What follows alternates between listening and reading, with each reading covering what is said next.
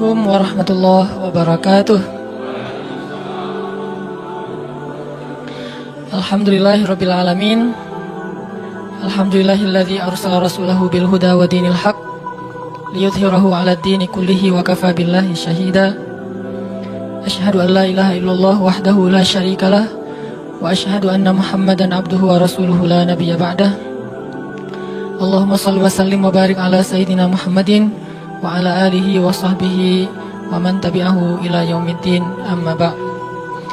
Teman-teman yang dirahmati Allah Subhanahu wa taala, puji syukur kepada Allah yang pada kesempatan ini Allah ngasih lagi kita kesempatan buat belajar, buat itikaf di masjid, buat thalabul ilmi, menuntut ilmu, yang mudah-mudahan apa yang kita dengar pada malam ini bisa menambah iman kita kepada Allah Subhanahu wa taala. Karena seperti yang pernah saya sampaikan dulu tuh, mencari ilmu dalam Islam intinya adalah mengasah rasa, bukan menambah wawasan. Menambah wawasan itu kebaikan, tapi bukan inti dari ilmu. Inti dari ilmu itu adalah mengasah rasa di dalam hati, yang kalau dalam bahasa Islam disebut dengan, dalam bahasa agama disebut dengan iman. Sehingga bisa jadi seseorang tahu Al-Quran cuma satu ayat, tapi kalau dengan ayat itu dia bertambah dekat sama Allah, bertambah yakin, bertambah banyak amal solehnya, berarti dia adalah orang yang mendapatkan ilmu. Sebaliknya ada orang yang menghafal banyak ayat, mengetahui banyak hadis, atau dia punya gelar-gelar akademik di bidang agama, cuman gak nambah iman ke Allah, gak nambah takut kepada Allah, gak nambah dekat sama Allah, berarti dia cuman mendapatkan wawasan, bukan ilmu. Sehingga inti dari ilmu itu adalah mengasah rasa. Dan dalam Islam, tempatnya ilmu itu bukan di pikiran, tempatnya ilmu itu di hati. Sehingga yang disebut dengan fikih atau faqih, orang yang mengerti, kata ulama, al-fiqhu fiqhul qulub. Mengerti itu tempatnya di dalam hati. Apakah kamu sudah mengerti? Kalau kita katakan sudah, itu artinya kita udah ngerasain di hati. Bukan sudah mengerti dalam arti kita udah hafal, udah paham, udah ingat, udah tahu. Bukan itu yang dimaksud dengan sudah mengerti dalam kalimat fikih. Tetapi yang dimaksud dengan kalimat mengerti, sudah bertambah yakin di dalam hati. Sehingga kalau misalnya kita dengar satu nasihat, satu ilmu, satu tausiah, gak nambah yakin dalam hati, berarti kita baru dapat wawasan. Makanya mudah-mudahan majelis-majelis kayak gini nih bisa benar-benar mencas iman kita. Yazid, bisa nambah keyakinan kita kepada Allah Subhanahu wa taala. Walaupun teorinya mungkin gak terlalu rumit. Ada mungkin pembahasan tentang akidah mengenal Allah dengan teori yang rumit, dibagi-bagi. Misalnya akidah itu terbagi kepada 4 bagian. Ada istilah rububiyah, ada istilah uluhiyah, ada istilah asma, ada istilah sifat. Ini teori akidah. Tapi setelah membahas semua teori akidah ini, terus dia nggak makin yakin sama Allah, kalau ada masalah diserahin sama Allah, berarti dia baru dapat wawasan, belum dapat ilmu. Ada orang yang nggak ngerti istilah rububiyah, nggak ngerti istilah uluhiyah, asma, sifat, dan seterusnya. Tapi kalau lagi ada masalah dia bilang, tenang aja, ada Allah, dia dapat ilmu. Jadi kita jangan terlalu rumit dengan istilah, tapi berusaha untuk merasakan semua kebaikan-kebaikan dalam ilmu itu di dalam hati kita. Lagian kan kita nggak pengen belajar untuk dapat gelar akademis sebagai seorang LC, MA, doktor ya.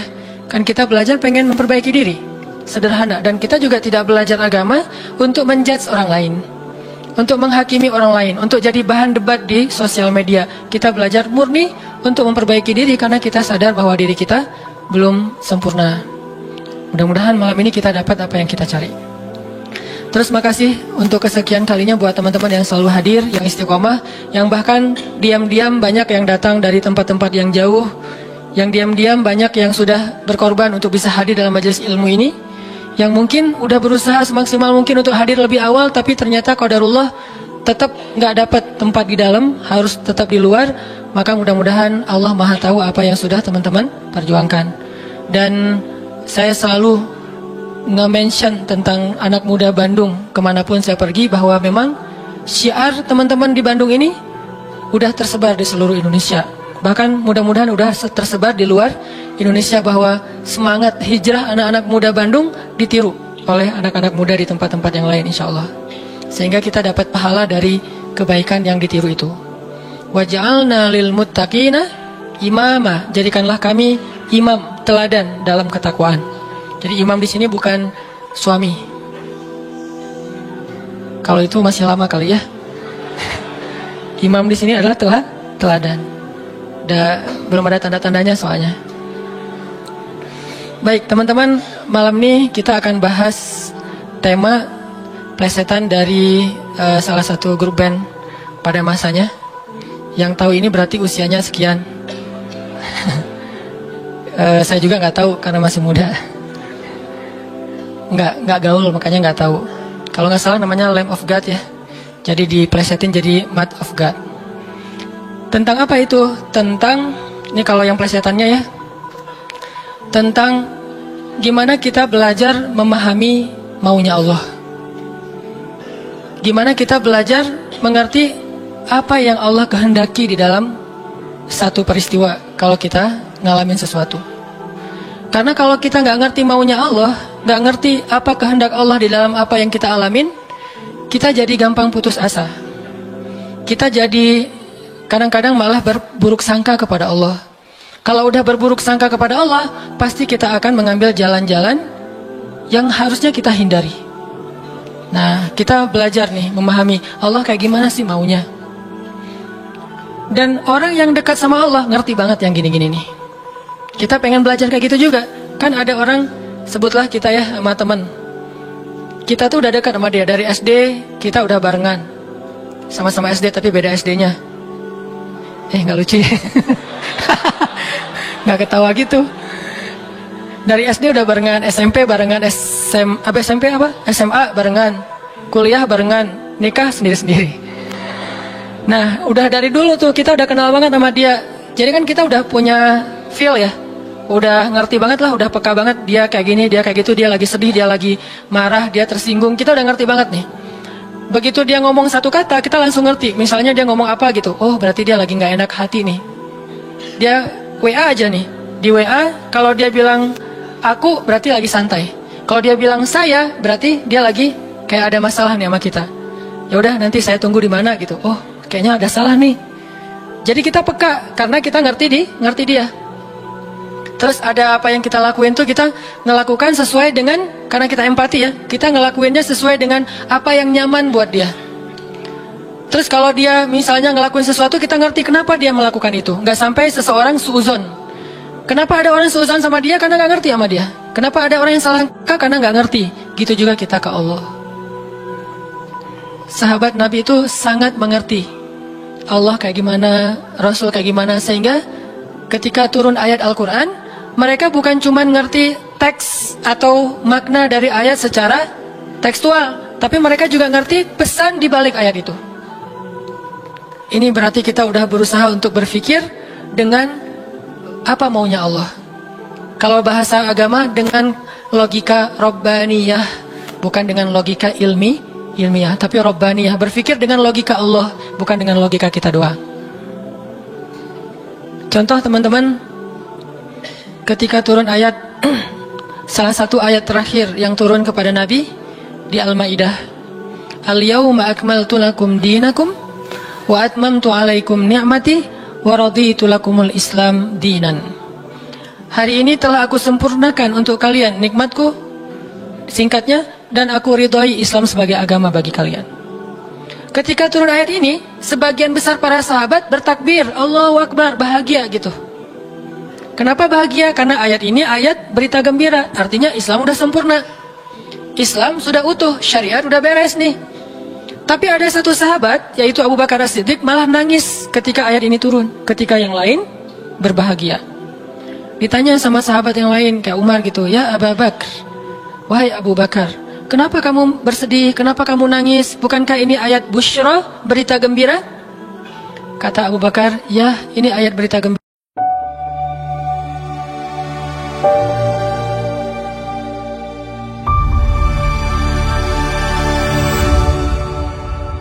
Ira.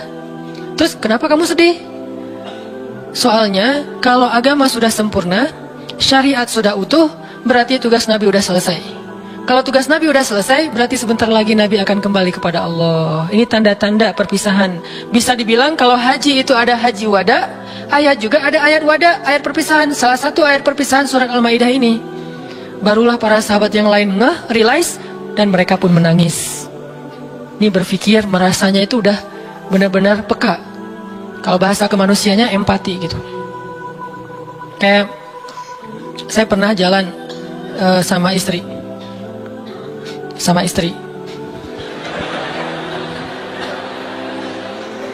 Soalnya nggak mau saya jalan sendiri, pasti sama jalan sama istri. Terus diajak sama temen makan seafood, ikan panggang. Istri saya tuh udah tahu kalau saya nggak biasa dan nggak masuk nih kalau makan ikan panggang. Paling mentoknya ikan goreng atau ikan di asam pedas gitu ya, garang asam.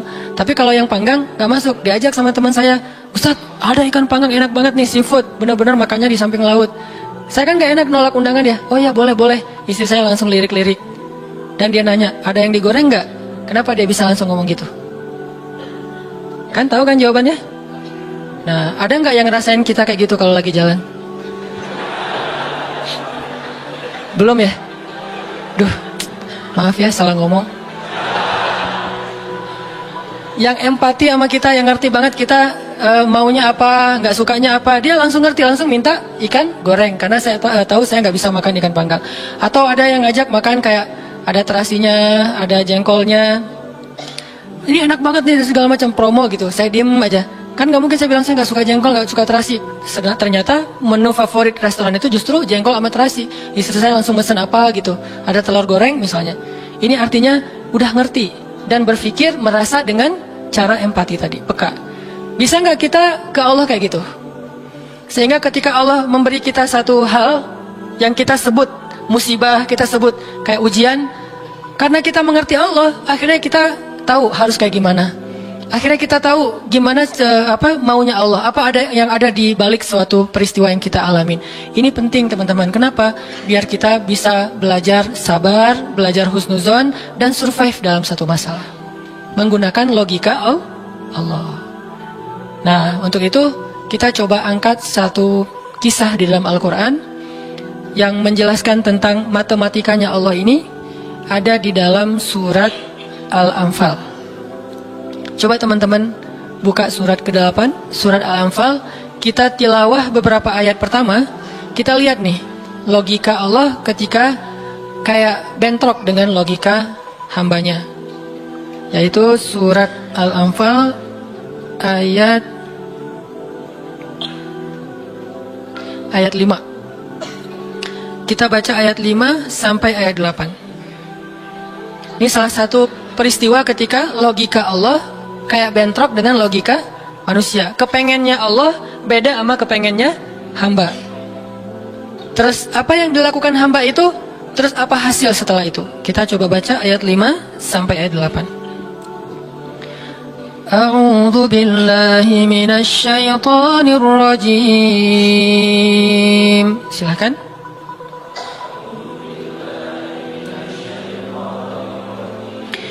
Bismillahirrahmanirrahim.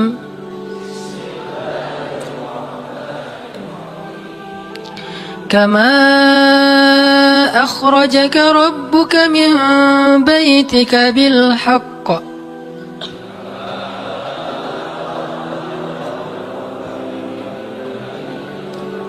wa inna fariqan minal mu'minina lakarihun.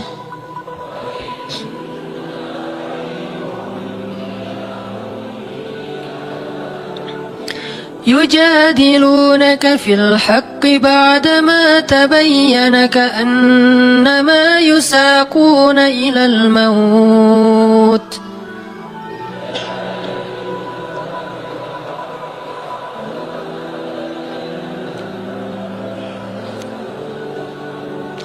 كأنما كأنما يساقون إلى الموت وهم ينظرون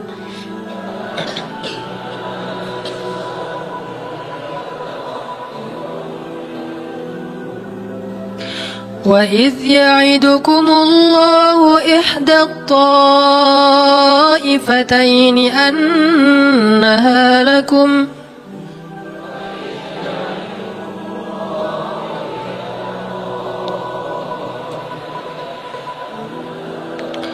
وتودون أن غير ذات الشوكة تكون لكم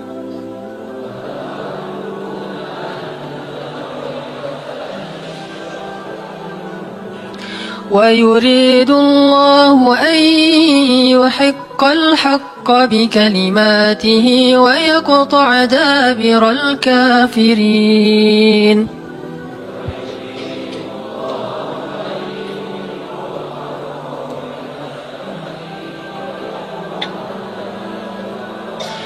ليحق الحق ويبطل الباطل ولو كره المجرمون.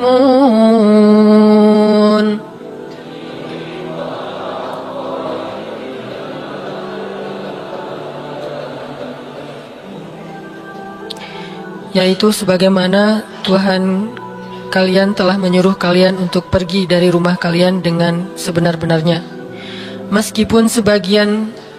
Meskipun sesungguhnya sebagian dari orang-orang yang beriman itu tidak menyukainya. Mereka membantahmu, wahai Muhammad, tentang kebenaran setelah nyata bahwa mereka pasti akan menang. Seakan-akan mereka dihalau kepada kematian sedang mereka melihat sebab-sebab kematian itu. Dan ingatlah ketika Allah menjanjikan kepada kalian bahwa salah satu dari dua golongan yang kalian hadapi adalah untuk kalian, sedangkan kalian menginginkan golongan yang tidak memiliki senjatalah untuk kalian. Tetapi Allah hendak membenarkan yang benar dengan ayat-ayatnya dan memusnahkan orang-orang yang menentang sampai ke akar-akarnya, agar Allah memperkuat yang hak, itu Islam, dan menghilangkan yang batil atau kemusyrikan, walaupun orang-orang yang berdosa itu tidak menyukainya. Shadaqallahul Azim. Ngerti teman-teman? Agak kurang jelas ya. Kenapa kurang jelas? Karena kita mungkin sebagian belum membaca kisah yang ada di dalam ayat ini. Salah satu tips paling gampang kalau kita pengen ngerti ayat Al-Quran, baca dulu sejarah yang berkaitan dengan ayat itu. Kalau dalam ilmu tafsir itu disebut dengan asbabun nuzul, peristiwa-peristiwa yang menyebabkan turunnya ayat tersebut. Contohnya surat Al-Anfal. Kalau teman-teman pengen ngerti surat Al-Anfal, coba sebelum baca surat Al-Anfal, baca dulu peristiwa Perang Badar secara lengkap. Nanti di buku sejarah tuh ada Perang Badar, cari yang paling tebal, biar nanti pas kita baca detail, banyak hal-hal kecil yang kita jadi ketahuan. Baca peristiwa Perang Badar, setelah berkali-kali baca udah ngerti banget, kayak nonton film berkali-kali sampai hafal. Setelah itu coba baca surat Al-Anfal, pasti beda. Seolah-olah kita ngalamin ketika ayat itu turun. Itulah bedanya sahabat sama kita. Mereka lebih mengerti Al-Quran karena mereka ngalamin. Nah kita kan cuma membaca teks sejarah, tidak mengalami. Tapi kalau kita baca sejarah berkali-kali lalu baca Al-Anfal, itu akan lebih berasa. Itu yang saya alami. Nah termasuk ayat yang tadi kita baca. Apa sih yang terjadi sampai turun ayat kayak gini? Yang terjadi dulu di tahun kedua setelah Nabi hijrah ke Madinah, orang-orang Mekah yang dipimpin oleh Abu Sufyan mau berdagang ke Syam. Apa yang mereka bawa dalam karavan dagang? Harta-harta orang Islam yang dirampas ketika orang Islam hijrah ke Madinah. Jadi kayak misalnya Abu Bakar hijrah ke Madinah, harta Abu Bakar yang ditinggalin di Mekah itu dirampas sama Abu Sufyan. Terus ada Suhaib bin Amr Ar-Rumi hijrah ke Madinah, semua harta yang ditinggalkan di Mekah, pasarnya, ladangnya, ternak-ternaknya diambil oleh Abu Sufyan lalu didagangkan ke Syam. Nah setelah 2 tahun kaum muslimin berada di Madinah, dapat kabar nih kalau Abu Sufyan dan karavan dagangnya baru pulang dari Syam membawa keuntungan hasil dagang harta kaum muslimin yang dirampas di Mekah. Berarti yang dibawa oleh Abu Sufyan harta siapa? Harta kaum.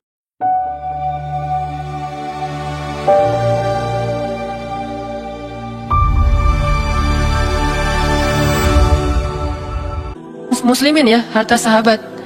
Sehingga Nabi mengatakan, mari kita cegat Abu Sufyan yang ngelewatin jalur dekat kota Madinah, karena emang itu jalur lintas antar negara. Mari kita cegat Abu Sufyan dan kita ambil kembali hak kita. Itu tawaran Nabi kepada orang-orang muhajirin. Makanya bisa dibilang perang Badar ini perang khusus buat orang muhajirin. Orang Ansor nggak boleh ikut, karena awalnya juga pengen ngambil harta orang muhajirin. Itu skenario awal, mencegat karavan dagang untuk mengambil kembali hak mereka. Yang namanya karavan dagang kan nggak banyak pengawal, beda dengan pasukan perang. Paling-paling pengawalnya 10-20. Dibandingkan sahabat yang 300 orang, ini kecil. Sedangkan keuntungannya kalau berhasil mencegat besar. Jadi tantangannya, resikonya kecil, keuntungannya besar. Ini skenario awal. Sehingga para sahabat semangat. Udah 2 tahun kita kelaparan, udah 2 tahun kita nggak punya apa-apa, bergantung kepada orang Ansor, nggak enak sama orang Ansor. Masa makan terus di rumah orang? Nah sekarang kebetulan harta kita lewat nih, ya udah kita rampas lagi. Itu skenario awal. Udah siap-siap nih, udah siap-siap mau berangkat jalan. Tengah jalan Abu Sufyan dapat berita, kan pakai mata-mata gitu, dapat berita bahwa kaum muslimin mau mencegat. Akhirnya Abu Sufyan langsung nelpon Abu Jahal. Jahal gitu, nelpon Abu Jahal, dan sinyalnya bagus lagi waktu itu, langsung telepon, nggak putus-putus. Kita mau dicegat nih, coba kamu kirim pasukan untuk melindungi karavan dagang. Soalnya harta yang kami bawa juga ada hak kamu di situ. Jadi diiming-imingi. Abu Jahal pun kemudian mengumpulkan orang-orang Mekah sebanyak kurang lebih 1000 orang untuk mengawal karavan dagangnya Abu Sufyan. Langsung melesat, satu pasukan bergerak cepat, sehingga sekarang ada 2 target. Satu karavan dagang, satu lagi pasukan militer yang jumlahnya 1000 orang. 3 kali lipat lebih banyak dari kaum muslimin. Tiba-tiba turun ayat kepada Nabi. Terus Nabi mengatakan kepada para sahabat, wahai para sahabat, sekarang kita punya 2 pilihan. Mau tetap mencegat Abu Sufyan, atau kita sekarang malah beralih ke Abu Jahal dengan pasukannya. Sok pilih yang mana kalian. Kaum muslimin sebagian besar memilih tetap seperti rencana awal, mencegat karavan dagang. Jangan mencegat pasukan. Ngapain kita capek-capek perang sama Abu Jahal, untungnya nggak ada. Terus pasukannya lebih banyak, resikonya lebih besar, dan mereka terlatih. Kita sipil yang dipersenjatai seadanya. Mending kita tetap kepada Abu Sufyan, untungnya besar, resikonya kecil, dan sama-sama sipil. Tapi ternyata ketika disuruh pilih kayak gitu, kaum muslimin udah memilih pilihan mereka, Allah memilih pilihan Allah. Kata Allah, enggak, aku memilih kalian menghadapi Abu Jahal. Berat gak sih kayak gitu? Ini matematika Allah, hitung-hitungannya Allah nih, logika Allah. Kadang hidup kita kayak gitu banget teman-teman. Kita pengen kuliahnya ini, ternyata yang lulusnya bagian ini. Saya dulu pengen kedokteran, tapi lulusnya malah ke Mesir. Ya alhamdulillah, karena nilai eksaknya jelek. Ya udahlah ke Mesir aja. Dan ke Mesir juga dulu niatnya bukan mau kuliah, mau main. Oh bagus juga kan, dulu ada Dunia dan Berita suka perkiraan cuaca gitu kan, internasional. Kairo hujan gitu, wah Kairo, pengen kuliah ke luar negeri. Artinya bukan pengennya saya ke Kairo, tapi Allah menghendaki kayak gitu. Bukan pengennya saya menikah, Allah yang menginginkan. Saya pengennya dari dulu, bukan waktu itu. Jadi bukan pengennya saya menunda pernikahan ya. Pengennya mah 17 tahun nikah lah. Lulus SMA atau belum lulus mah nikah. Tapi pengennya Allah usia 22 tahun. Ada yang 32 tahun, ada yang 42 tahun, ada yang masih betah sendiri. Nah pengennya kita mah udah mau nikah nih sekarang nih, tapi pengennya Allah, jangan, kamu jaga ibu dulu. Pengennya kita kerjanya kayak gini nih, usaha, tapi takdirnya Allah jadi misalnya masuk ke pegawai negeri, atau sebaliknya pengennya pegawai negeri malah jadi pengusaha, dan seterusnya. Ada lulusan sains tapi usahanya di wisata kuliner, di usaha kuliner. Ada yang kayak gitu. Ada teman saya lulus ITB planologi, tata kota, tapi usaha kuliner, tapi alhamdulillah dan sukses. Jadi kadang-kadang kepengennya kita sama Allah itu suka bentrok. Dalam kondisi kayak gitu, apa yang harus kita lakukan? Termasuk kepengennya kita nggak punya anak dulu, tapi nggak tahu gimana caranya tiba-tiba punya anak misalnya. Masih nggak tahu lagi gimana caranya ya. Kan ada tuh udah nikah, kita jangan punya anak dulu ya, karir dulu ya aja, tapi ternyata nggak ada ikhtiar, pasrah gitu ya, akhirnya punya anak misalnya. Kan bukan kepengennya kita. Atau pengen punya anak tapi belum punya aja, udah 15 tahun menikah belum punya anak. Kayak Nabi Zakaria, gimana nih? Ketika apa yang kita inginkan dengan apa yang Allah inginkan, kesannya bentrok. Itulah yang terjadi kepada kaum muslimin dalam perang Badar. Mereka pengen Abu Sufyan, Allah pengen Abu Jahal. Sehingga Allah katakan di ayat 5-nya, wa inna fariqam minal mu'minin lakarihun. Walaupun sebagian orang-orang yang beriman itu karihun, gak suka. Sehingga pada diam-diam mereka sebetulnya ngeluh gitu.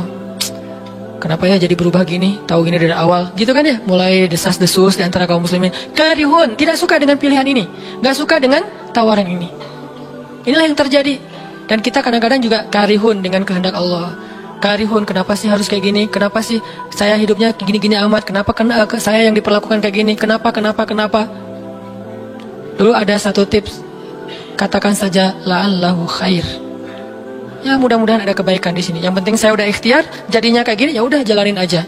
Saya udah ikhtiar, jadinya sama dia, ya udah jalanin aja. Mudah-mudahan la'allahu khair. Nah ini kita coba nanti lanjutkan lagi kisah perang Badar. Terus kita coba lihat hubungannya dengan hidup kita tuh kayak gimana. Mudah-mudahan kita bisa tahu apa yang harus kita lakukan kalau keinginan kita dan keinginan Allah kadang-kadang seperti bentrok. Kita salat isya dulu ya. Bismillahirrahmanirrahim. Teman-teman yang dirahmati Allah Subhanahu wa taala, tadi kita bahas tentang gimana kadang-kadang kondisi ketika keinginan kita sama maunya Allah itu nggak ketemu. Kita dalam contoh sehari-hari aja, misalnya mau main, ternyata lapangannya becek misalnya.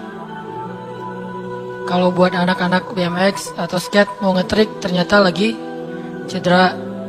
Atau mau jalan sama seseorang, hujan misalnya. Apain lagi? Mau beli handphone baru, ternyata usaha kita yang tadi kita udah pikirin ada untungnya, malah rugi. Mau jalan-jalan keluar kota, pasangannya sakit. Dan banyak, kadang-kadang penyebabnya sepele banget, tapi bikin kita kecewa. Nah, gimana caranya kalau kondisinya kayak gitu? Sama kayak para sahabat dulu dalam perjalanan umroh.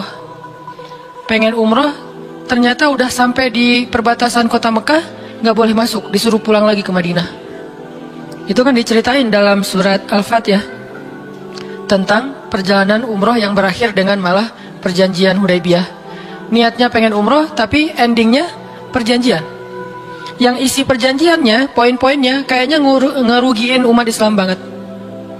Tapi kan Allah punya rencana, dan rencana Allah pasti yang terbaik daripada rencana kita. Masalahnya gimana kita bisa ridho, bisa rela kalau kondisi itu terjadi dalam hidup kita. Kita sih yakin, ini adalah qadarullah, keinginan Allah. Tapi bikin kita yakin itu jadi berbuah, yakin itu kan kayak pohon ya. Iman itu adalah pohon. Gimana biar pohon ini berbuah? Salah satu buahnya itu adalah sifat ridho, sifat nerima. Sehingga dengan sifat ridho itu akhirnya kita punya kebaikan. Kebaikannya jadi bisa survive, tenang hadapi masalah, sabar dan seterusnya. Nah gimana caranya? Setelah kita dapat sesuatu, kita yakin kepada Allah, terus jadi ridho. Nah ini belajar matematikanya Allah Subhanahu wa taala. Dan itulah yang terjadi dalam perjanjian Hudaybiyah, terjadi kepada Siti Maryam yang tadi dibacain suratnya. Maryam gak pengen punya anak tanpa suami. Kalaupun harus punya anak, nikah dulu. Tapi Allah punya rencana lain. Rencana manusia punya anak setelah nikah. Lagian Maryam lagi belum siap menikah nih. Belum ada cowok yang pantas buat Maryam. Justru karena itulah Allah beri dia anak tanpa laki-laki, tanpa suami. Kenapa? Gak ada suami yang pantas buat Maryam. Mungkin satu-satunya lelaki yang pantas buat Maryam cuma Nabi Muhammad. Tapi kan beda zaman. Masa Maryam harus nunggu Nabi Muhammad 300 tahun lagi kan ya? Nah, ternyata karena nggak ada yang pantas buat dia, akhirnya dia punya anak tanpa harus melalui seorang suami. Mungkin kita terlalu soleh sehingga nggak ada yang pantas buat kita. Pantasnya cuma bidadari, ya udah di akhirat nikahnya. Husnuzannya mah ya. Mungkin di atas nih nggak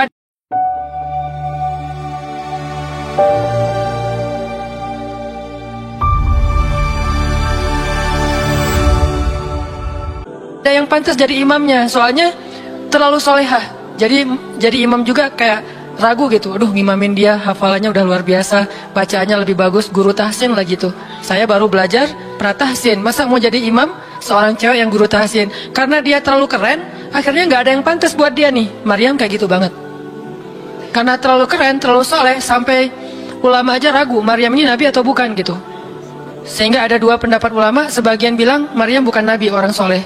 Tapi ada ulama yang bilang Maryam itu emang nabi, satu-satunya nabi dari cewek. Satu dari 4 perempuan yang sempurna. Dan di antara 4 itu kayaknya menurut sebagian ulama Maryam nomor 1 tuh. Walaupun secara usia Asia, Maryam, Khadijah, Fatimah, tapi Maryam itu paling keren lah. Tiba-tiba hamil, datang cowok keren, baju putih, jubah putih, auranya tuh luar biasa. Pokoknya cowok paling keren aja. Sampai Maryam kaget dan berta'awuz, Inni a'udzu birrahmani minka in kunta taqiyya. Aku berlindung kepada Allah dari kamu. Ketemu cowok keren malah berlindung, bukan bersyukur. Coba. Duh, keren banget ya. Astagfirullah, auzubillah, gitu kan ya. Nih Maryam nih. Duh, ceweknya keren banget. Udah lama ngelihat baru auzubillah. Enggak, dari awal auzubillah. Kenapa? Ada pasangan di sebelah gitu. Ada istrinya. Nah, Maryam langsung ta'awuz, inni a'udzu birrahman minka in kunta taqiyya. Kata Jibril, cowok keren itu ternyata namanya Gabriel. Kata Gabriel, innama ana rasulu rabbik liahaba laki ghulaman zakiyya. Jangan takut Maryam, aku itu utusan Tuhanmu, artinya malaikat yang pengen ngasih kamu anak yang sangat suci. Kata Maryam, anna yakunu li ghulam, gimana saya akan punya anak walam yamsasni basyarun. Gak ada seorang laki-laki pun yang pernah nyentuh saya, nyentuh aja gak pernah. Walam aku baghiyya, dan saya juga tidak pernah merendahkan diri depan laki-laki, artinya berbuat dosa. Anna yakunu li ghulam, gimana caranya saya punya anak? Kata Jibril, kadzaliki qala rabbuki huwa alayya hayyin. Itu udah kehendak Allah. Dan itu hayyin, mudah banget buat Allah SWT, sepele banget lah buat Allah. Fahamalat, tiba-tiba Maryam hamil. Fantabadat bihi makanan qasiyya. Karena Maryam malu ketahuan hamilnya, akhirnya Maryam pun pergi ke suatu tempat yang terpencil, qasiyya, Aqsa. Aqsa itu artinya tempat yang jauh. Masjidil Aqsa disebut Al-Aqsa karena dia jauh dari Masjidil Haram. Kalau Madinah kan dekat. Masjid yang paling mulia kan ada 3 itu ya, Mekah, Madinah, Palestina. Nah, dia disebut Aqsa karena tempatnya jauh. Makanan qasiyya, tempat yang sangat jauh, terpencil, gak ada siapa-siapa. Fantabatat bihi makanan qasiyya. Fa'aja ahal makhadu. Tiba-tiba dia udah harus ngelahirin setelah sekian bulan, mungkin 9 bulan. Qalat, dia bersandar di sebuah pohon, kemudian dia berkata, ya laitani mittu qabla hadza wa kuntu nasyam mansiya. Dia kayak orang menyampaikan satu bentuk kalimat sedih. Kayak kalau bahasa sederhananya kayak ngeluh gitu. Ya laitani mittu qabla hadza, aduhai seandainya aku mati aja daripada harus menanggung malu kayak gini. Maryam itu kan pemalu banget. Mahkota sifat malu itu dipakai banget sama Maryam. Makanya ketahuan hamil nggak punya suami, itu buat Maryam pukulan paling luar biasa, telak banget. Walaupun dia nggak berbuat dosa, tapi tetap aja orang kan ngata-ngatain dia. Ditambah lagi Bani Israel, tahu sendiri kan Bani Israel suka banget viralin fitnah. Ada apa viral Bani Israel tadi? Maryam hamil di luar nikah, viral. Semua orang ngomongin, mana Maryam. Terus rumahnya tuh dilemparin batu karena dianggap sebagai pembawa sial bagi Bani Israel.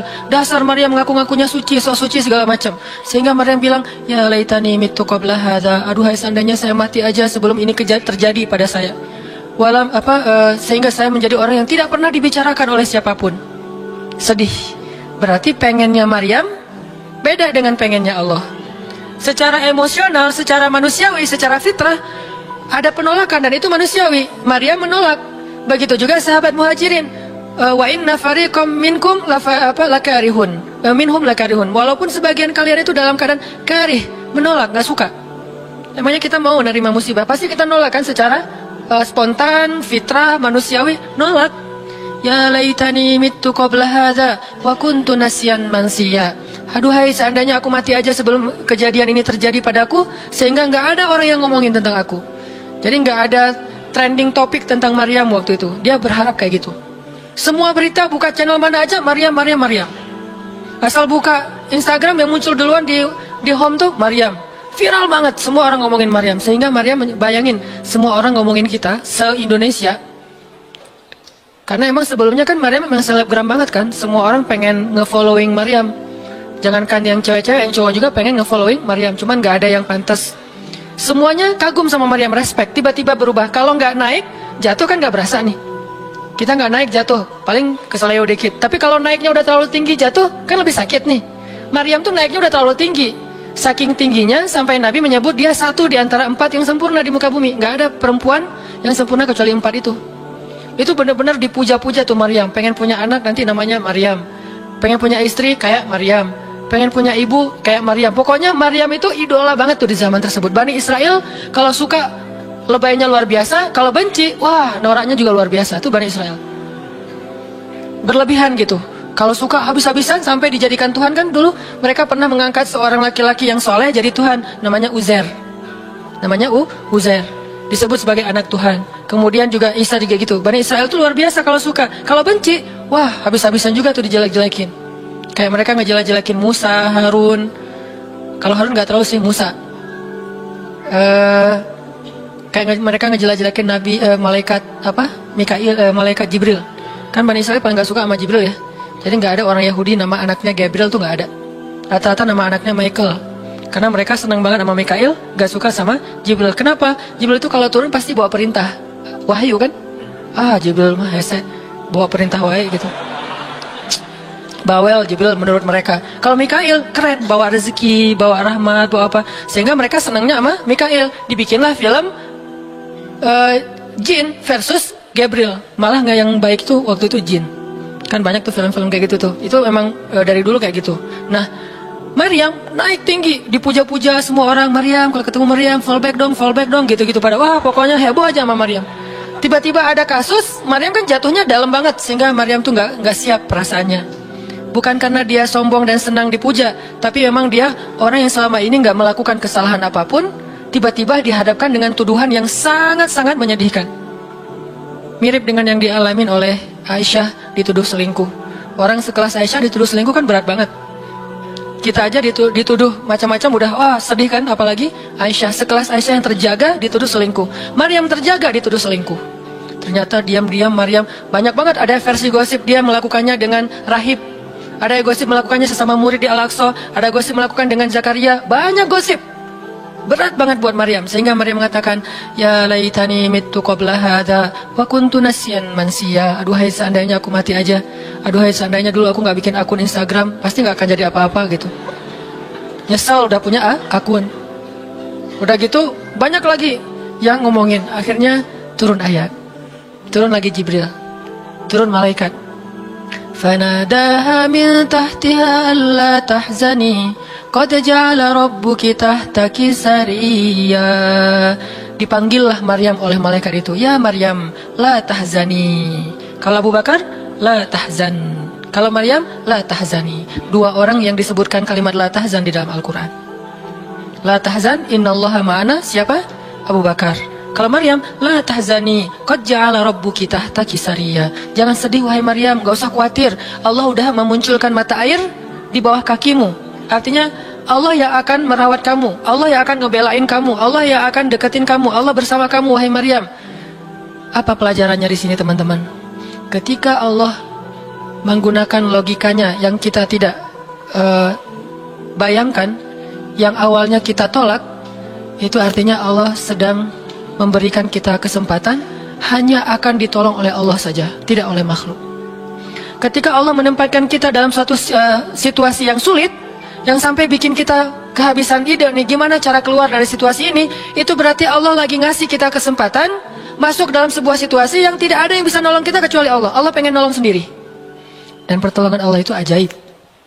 Tapi kalau Allah tempatkan kita dalam sebuah situasi yang kita masih berpikir dan menemukan beberapa jalan walaupun belum pasti bisa, berarti kita masih diberikan kesempatan yang nolong kita itu makhluk.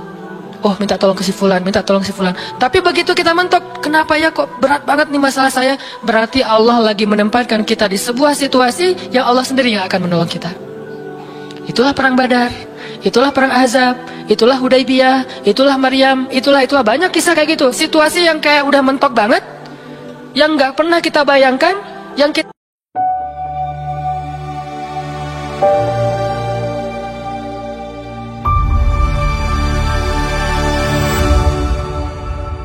awalnya pasti nolak secara spontan, berarti Allah lagi nempatin kita di sebuah situasi yang Allah pengen men-treat kita langsung sendiri, nggak mau pakai yang lain.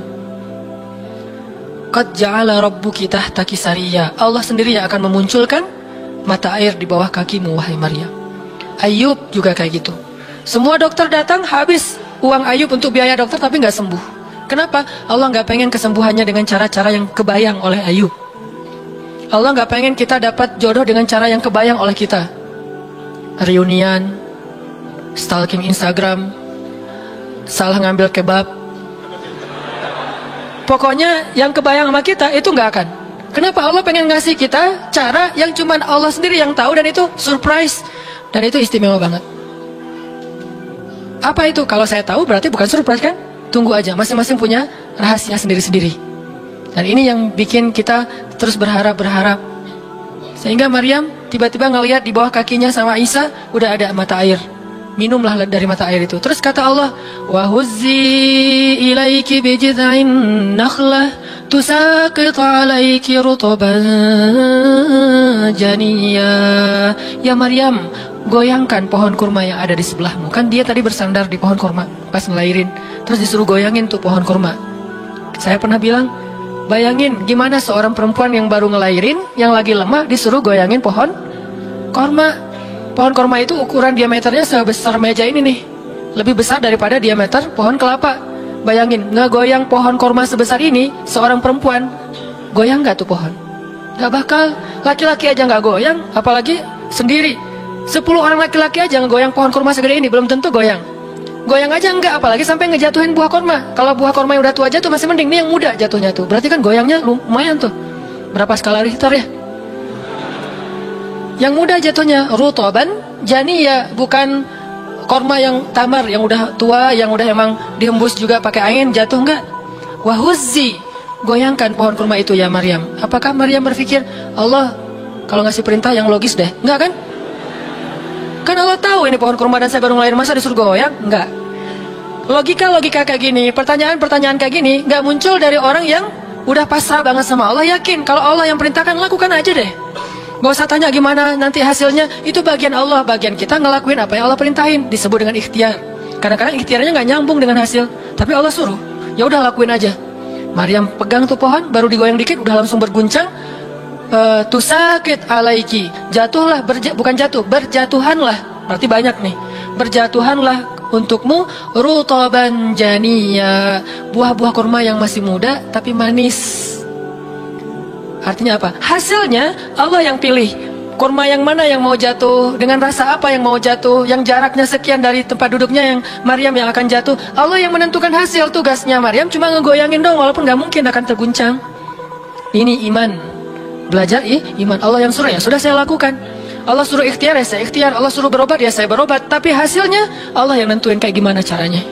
Akhirnya rutoban janiyya, berjatuhan. Kata Allah, fakuli washrobi wa qarri aina. Makanlah Maryam, minumlah Maryam, dan bersenang hatilah kamu dengan semua ini. Sehingga kata Nabi komen setelah baca ayat ini. Nabi komen Nabi apa? Korma dan manusia itu ada hubungan sejarah, diciptakan dari jenis tanah yang sama. Jadi pohon-pohon lain itu jenis tanahnya beda, cuman satu yang mirip dengan manusia, jenis tanahnya korma. Sehingga salah satu yang cepat merecovery seorang perempuan yang baru ngelahirin adalah makan rutoban janiyya, korma yang yang muda tapi manis. Jangan dikasih ke bayinya ya, keselak, bahaya. Kasih ke ibunya. Kalau ke bayinya, tamar, korma yang udah tua, terus dikunyah sama bapaknya dengan syarat bapaknya udah gosok gigi. Jangan habis makan bala-bala, cengek, makan kurma kasih ke bayi.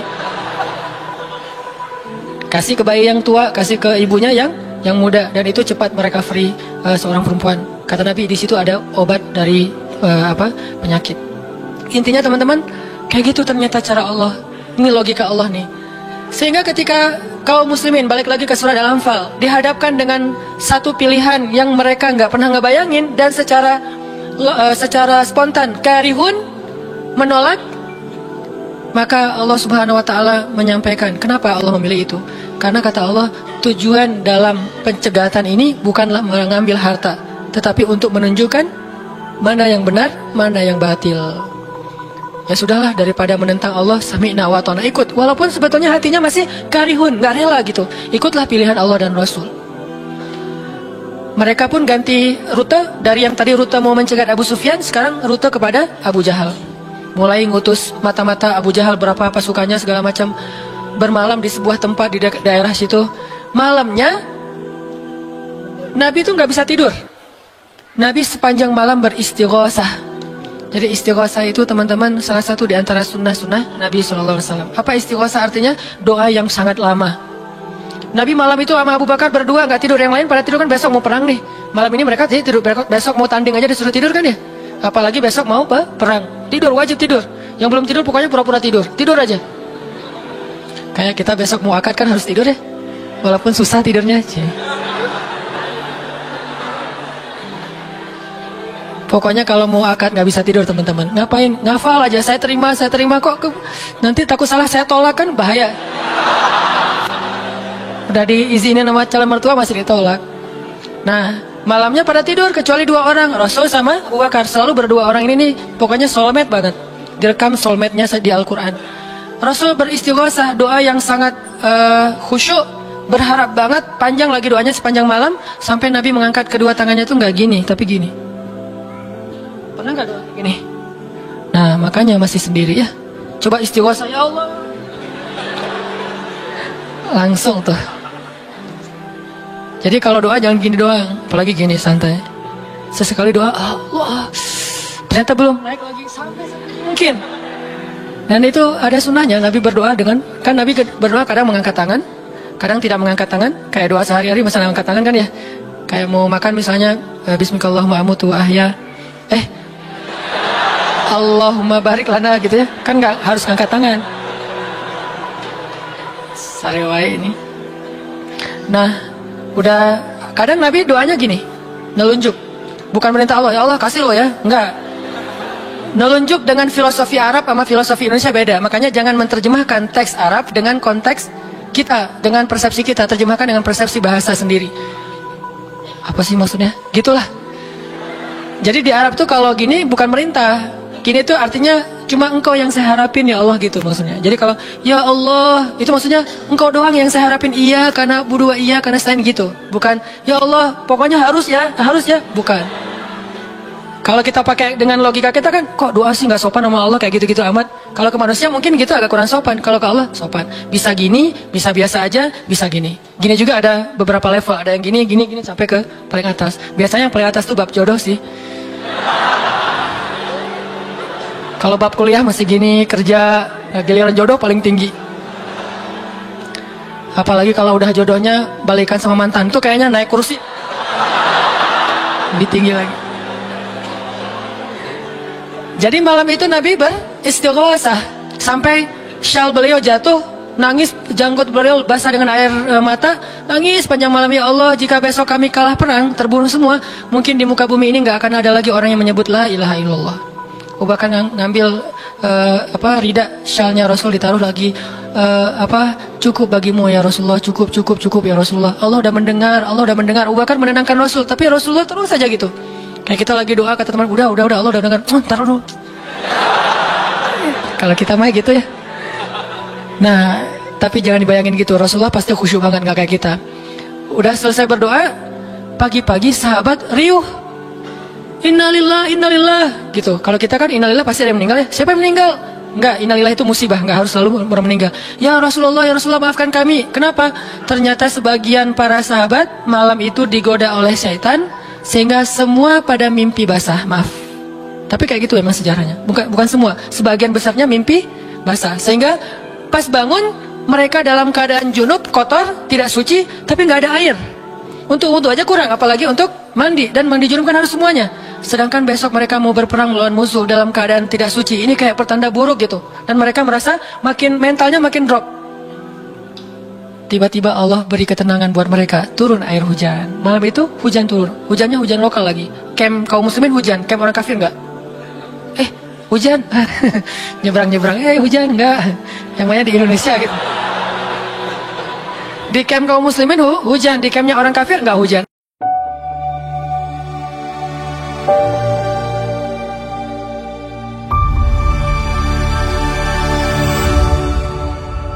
Akhirnya pada mandi, alhamdulillah, Allah Akbar. Itu nanti ada ayatnya setelah itu. Coba nanti baca lagi halaman kedua. Ketika ada adegan hujan segala macam, itu ceritanya kayak gitu. Akhirnya makin mantap. Alhamdulillah bisa mandi, wudu, minum.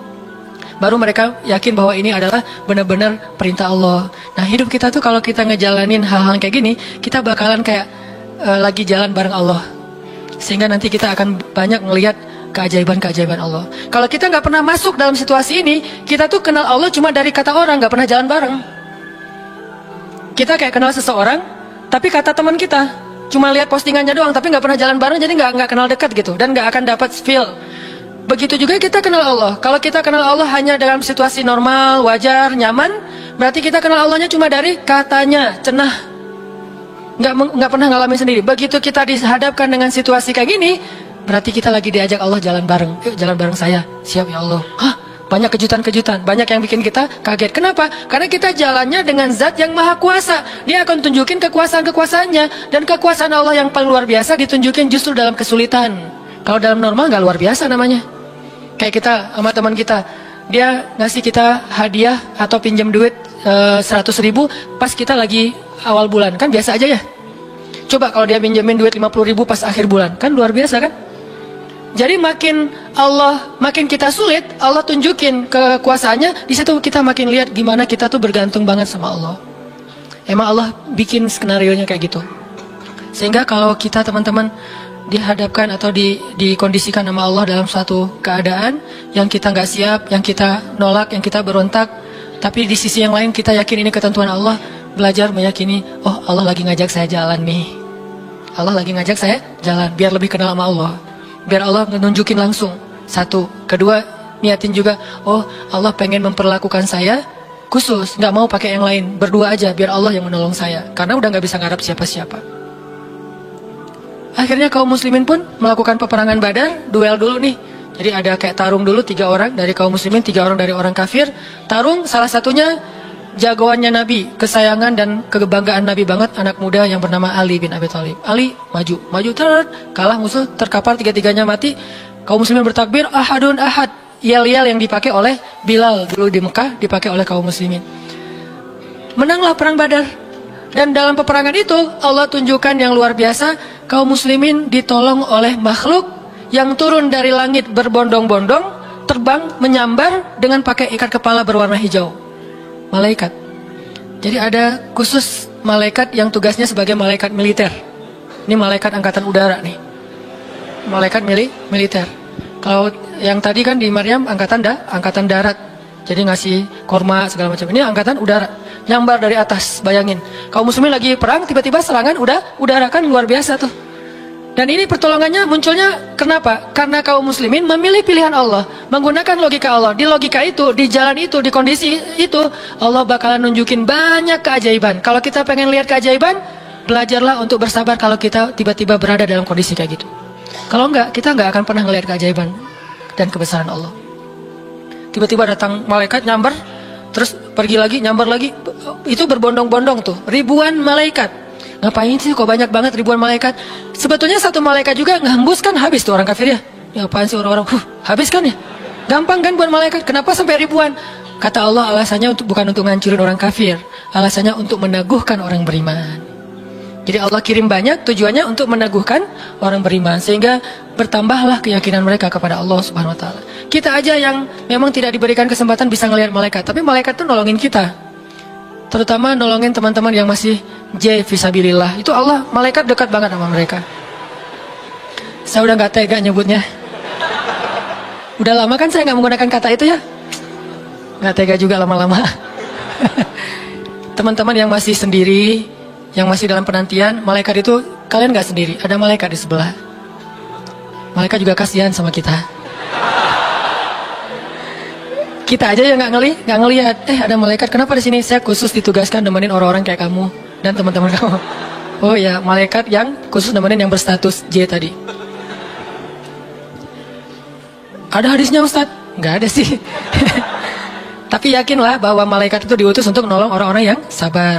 Status sabar kan bisa status masalah tadi, bisa masalah rezeki, bisa masalah sakit. Pokoknya ada malaikat aja yang nolongin mereka, ngedoain mereka, berselawat untuk mereka, memberikan naungan rahmat untuk mereka. Pokoknya banyak tuh. Apalagi para sahabat yang tadi mau memilih pilihan Allah walaupun awalnya nolak, karihun. Karena udah milih pilihan Allah, Allah berikan pertolongan yang luar biasa. Mungkin kalau tadi mereka maksain pilihan sendiri, bisa jadi dua-duanya nggak dapat. Abu Jahal nggak dapat, Abu Sufyan nggak dapat apa-apa. Untungnya mereka bersabar memilih pilihan Allah. Itulah hidup. Makanya teman-teman, kalau pas kita dapat satu musibah atau satu masalah, satu ujian, kehilangan sesuatu, itu berarti kita dikasih kesempatan untuk ngedapetin sesuatu yang lebih baik. Gimana caranya? Berhusnuzon kepada Allah. Karena kata Allah, ana inda dhanni abdi bi, aku tergantung prasangka hambaku kepadaku.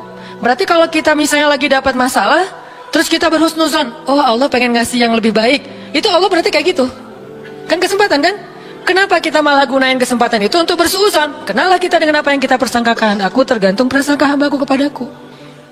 Pas ada musibah, kehilangan sesuatu, oh mungkin memang Allah pengen ngasih saya yang lebih baik dari ini. Ini kan udah lama saya pakai, ini udah 2 tahun, 3 tahun, pengen diganti sama Allah. Itu gitu banget Allah tuh sama kita. Terus kenapa kita gak mau berprasangka baik kalau kayak gitu?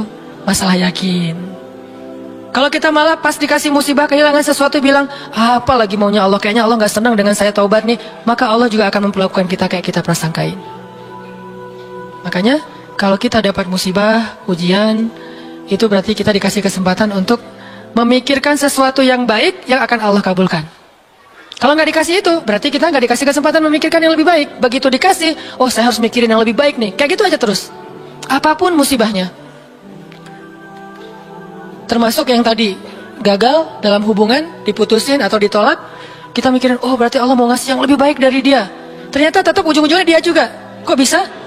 Oh berarti dia diperbaiki sama Allah, dibuat lebih baik, dibuat lebih soleh, lebih pantas, baru bareng dengan kita. Coba kalau nggak dibuat lebih soleh, udah langsung jadian, kan bisa bahaya juga buat kita. Stres juga kan mikirnya ya. Makanya Nabi mengatakan, sebaik-baik perhiasan adalah istri yang soleha. Itu benar-benar menyenangkan hati. Kebahagiaan bagi laki-laki itu adalah memiliki seorang istri yang soleha. Istri yang soleha itu bukan cuma istri yang hafal Qurannya banyak, yang hafal hadisnya, bukan wawasan. Istri yang soleha itu istri yang akhlaknya baik, yang kalau kita ngelihat dia langsung bahagia. Jadi pulang ke rumah itu gak pernah nyetel TV. Kenapa papa gak pernah lihat TV? Kan lihat mama ya. Yang lama nonton TV pasti ini gak nyaman ngelihat istrinya nih. Jadi kalau sampai rumah bikin kopi, duduk di tengah ruangan, lihat istri lalu lalang gitu. Pak, TV-nya di situ, ngapain ke sana kemana mama pergi? Itulah hiburan buat papa. Berat juga Pernah nggak ngomong kayak gitu? Belum. Gimana mau ngomong, nggak ada orangnya ya. Nanti kalau udah ada gitu tuh. Makanya saya jarang nonton TV, sering nonton YouTube soalnya. Nah ini ya teman-teman. Jadi kita berprasangka begitu dikasih musibah, oh berarti Allah pengen ngasih yang lebih baik. Yang terbaik deh yang kita prasangkain. Karena Allah akan kayak gitu banget. Inilah rahasia matematika Allah yang Allah berlakukan kepada Ahlu Badar, yang Allah berlakukan kepada para sahabat yang berjanjian Hudaybiyah, Bai'atul Ridwan, yang Allah berlakukan kepada Siti Hajar, Maryam, dan banyak lagi kisah-kisah yang benar yang disebutkan di dalam Al-Quran. Mudah-mudahan nambah yakin kita. Kita bukan minta musibah, tapi emang itu fitrah kehidupan manusia. Udah kayak gitu sunatullah. Semua yang hidup pasti dikasih ujian. Jangankan orang biasa, jangankan orang beriman, orang biasa aja dikasih ujian, apalagi beriman. Beriman itu pasti dikasih ujian sama Allah. Cuman karena ujian itulah Allah memperlakukannya lebih istimewa daripada orang lain. Jadi siapa orang yang paling istimewa di mata Allah? Yang paling banyak diuji.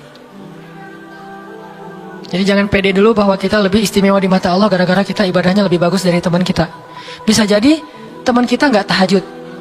Bukan berarti nggak perlu tahajud ya, tahajud keren, bagus, luar biasa. Tapi ini kalau kita ke orang lain gitu, misalnya kita udah tahajud, misalnya kita udah taklim, misalnya kita udah tilawah, misalnya kita udah sedekah, misalnya. Terus kita ngerasa kayak lebih baik dari orang lain, jangan. Karena bisa jadi ibadah teman kita, diam doang tuh. Ngapain? Sabar menghadapi ujian, itulah ibadahnya. Bisa jadi orang yang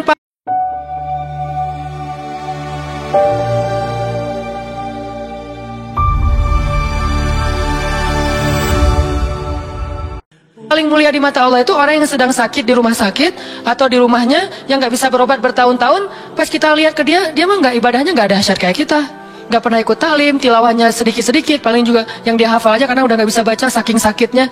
Tapi ibadahnya itu 24 jam sehari. Lewat apa? Sabar menghadapi ujian sakit. Berarti bisa jadi teman kita yang baru diputusin itu lebih mulia daripada kita yang baru jadian. Jadi jangan ngeledekin ya, jangan suka membuli lah. Karena yang dibully itu bisa jadi lebih mulia daripada yang membuli. Astagfirullahaladzim ya. Itulah teman-teman kajian tentang matematika Allah. Mudah-mudahan kita mengerti. Maksud mengerti di sini meyakini, bisa bertambah yakin sama Allah dan bisa diterapin. Tadi kalau dikasih ujian berarti kita punya kesempatan berprasangka baik supaya kita dapat apa yang kita prasangkakan. Kalau dikasih ujian berarti Allah pengen ngajak kita jalan berdua nih. Kalau dikasih ujian berarti Allah pengen memperlakukan kita secara khusus, nggak mau yang lain bantu kita, pengen Allah doang yang bantu. Dan itu keistimewaan dari Allah untuk kita. Ya Allah, paham kami kehendak-kehendak-Mu ya Allah. Jangan biarkan kami berburuk sangka kepada Engkau ya Allah. Karena jika kami berburuk sangka kepadamu, maka itu tidak akan merugikan Engkau sedikit pun ya Allah. Jika kami berputus asa, itu pun tidak akan merugikan-Mu ya Allah. Engkau tidak butuh kepada kami, tetapi kami yang butuh kepadamu ya Allah. Pahamkan kami tentang ketentuan-ketentuan-Mu. Pahamkan kami tentang kebijaksanaan-Mu. Pahamkan kami tentang kebaikan yang ada di sisi-Mu, sehingga kami bisa menjalani hidup kami dengan penuh prasangka baik, menjalani hidup kami dengan penuh kesabaran, optimis, berserah, dan selalu yakin kepada Engkau ya Allah. Ya Allah, kuatkanlah iman kami, karena dengan kekuatan iman itulah kami bertahan. Kami tidak bertahan karena fisik kami yang kuat. Kami tidak mampu bertahan karena uang kami yang banyak. Kami tidak mampu bertahan karena kesempatan kami yang lapang. Kami bertahan dalam satu ujian jika iman kami kuat kepada Engkau ya Allah. Kuatkanlah iman kami ya Allah, terutama ketika kami merasa lemah, sendiri dan tidak berdaya. Ketika kami merasa tidak ada yang bisa menolong kami dalam satu masalah selain Engkau ya Allah. Ketika kami merasa ujian yang kami hadapi sudah hampir di batas kemampuan kami ya Allah, saat itulah dekap kami dengan kasih sayang-Mu ya Allah. Dekap kami dengan kasih sayang-Mu sebagaimana Engkau mendekap Rasulullah SAW. Tolong kami, temani kami sebagaimana Engkau menemani Rasulullah dan Abu Bakar di dalam Gua Sur. Beri kami jalan keluar sebagaimana Engkau memberikan kebaikan kepada Maryam. Jangan biarkan kami berputus asa dan memilih jalan yang tidak Engkau ridhai ya Allah. Kami takut dan kami berlindung kepadamu dari nafsu diri kami sendiri ya Allah. Kami berlindung kepadamu dari kelemahan diri kami sendiri ya Allah. Kelemahan yang membuat kami tidak lagi berharap kebaikan di sisi-Mu. Kelemahan yang dalam diri kami yang membuat kami tidak mau lagi berikhtiar. Kelemahan dalam diri kami yang membuat kami berputus asa. Kami berlindung kepadamu dari kelemahan itu ya Allah. Fahamkan kami. Pegang kami erat ya Allah ketika kami akan terjatuh. Justru kami sangat membutuhkan-Mu saat itu ya Allah. Kami sangat membutuhkan-Mu saat itu ya Allah. Janganlah Engkau tinggalkan kami di saat-saat kami paling lemah. Janganlah Engkau tinggalkan kami di saat kami gamang dan bingung. Bukankah Engkau berfirman, Alam yajidka yatiman fa'awa wa wajadaka dhallan fahada wa wajadaka ailan fa'aghna. Engkau yang menemani orang yang merasa yatim sendiri. Engkau yang memberi petunjuk kepada orang yang bingung dan tidak tahu arah. Dan Engkaulah yang mencukupkan orang-orang yang kekurangan dan kelaparan. Temani kami ya Allah. Beri kami petunjuk ya Allah. Cukupkanlah kami ya Allah. Kami mohon ya Allah. Genggamlah hati kami ketika kami dalam keadaan rapuh. Ketika kami dalam keadaan galau. Ketika kami dalam keadaan lemah. Ilahana, Jangan lepaskanlah ikatanmu kepada kami. Jangan lepaskan pandangan kasih sayangmu atas kami. Jangan lepaskan dekapanmu dari kami, ya Allah. Janganlah engkau turunkan baro'ahmu kepada kami, sebagaimana engkau turunkan baro'ah kepada orang-orang yang engkau murkai. Jangan engkau biarkan hidup kami istidraj kepada kehancuran, sebagaimana engkau pernah mengistidrajkan orang-orang yang engkau benci. Sayangi kami, ya Allah. Dekatkan kami kepadamu, ya Allah. Itulah yang paling berharga dalam hidup kami, ya Allah. Kadang kami bisa menjauh dari seseorang yang kami sayangi. Kadang kami bisa kekurangan dari hal-hal yang kami butuhkan. Kadang kami bisa merasa lemah dan tidak berdaya. Tetapi asalkan engkau ada di sebelah kami, asalkan engkau bersama dengan kami, maka semua itu akan bisa kami lalui, ya Allah. Jangan tinggalkan kami sedetik pun dalam hidup kami, ya Allah. Jangan tinggalkan kami sedetik pun dalam hidup kami, ya Allah. Rabbana, dengarkanlah doa-doa kami, ya Allah. Perkenankanlah permohonan-permohonan kami, ya Allah. Terimalah amal-amal kami, walaupun masih sedikit dan banyak keterbatasan. Dan ampunkan dosa-dosa kami, ya Allah. Rabbana, atina fid dunya hasanah, wa fil akhirati hasanah, wa qina adzabannar. Subhanakallahumma wa bihamdika, asyhadu an la ilaha illa anta, astaghfiruka wa atubu ilaik. Assalamualaikum warahmatullahi wabarakatuh.